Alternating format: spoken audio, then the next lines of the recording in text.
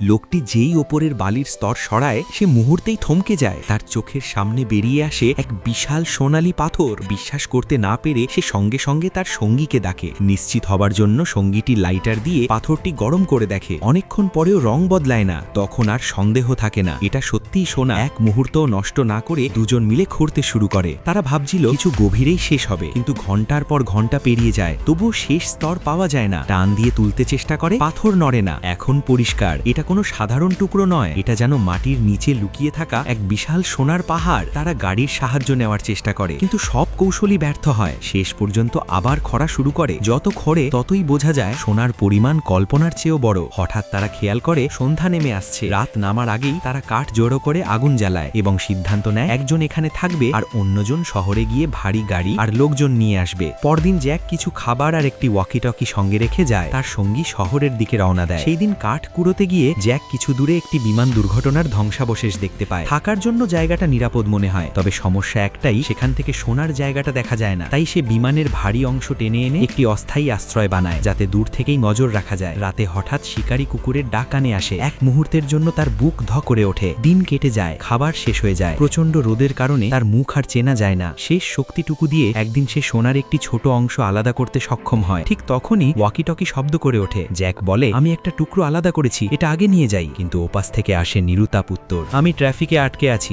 আসতে আরো দুদিন লাগতে পারে। জ্যাক স্তব্ধ হয়ে যায়। মন ভার করে সে আবার কাঠ কুড়োতে বেরোয়। হঠাৎ সামনে তাকিয়ে তার শরীর জমে যায়। দূর থেকে ধেয়ে আসছে এক বিশাল মরুঝড়। সে ছুটে ক্যাম্পের দিকে যায়, কিন্তু ঝড়ের শক্তি এত ভয়ঙ্কর যে সবকিছু উড়িয়ে নিয়ে যায়। জ্যাকেও। ঝড় থামার পর সে বালির নিচে পড়ে থাকে। শরীর ভীষণ দুর্বল হয়ে পড়েছে। শেষ চেষ্টা করে উঠে দাঁড়াতে চায়। ঠিক তখনই সে বুঝতে পারে কয়েকটি কুকুর তাকে চারদিক থেকে ঘিরে ফেলে। আর তখনই প্রকাশ পায় আসল সত্য। কিছু দূরে আড়াল থেকে তার সেই সঙ্গী কয়েকদিন ধরেই সব দেখছিল। সে অপেক্ষা করছিল, জ্যাক আর না উঠলে সব সোনা একাই নিয়ে যাবে।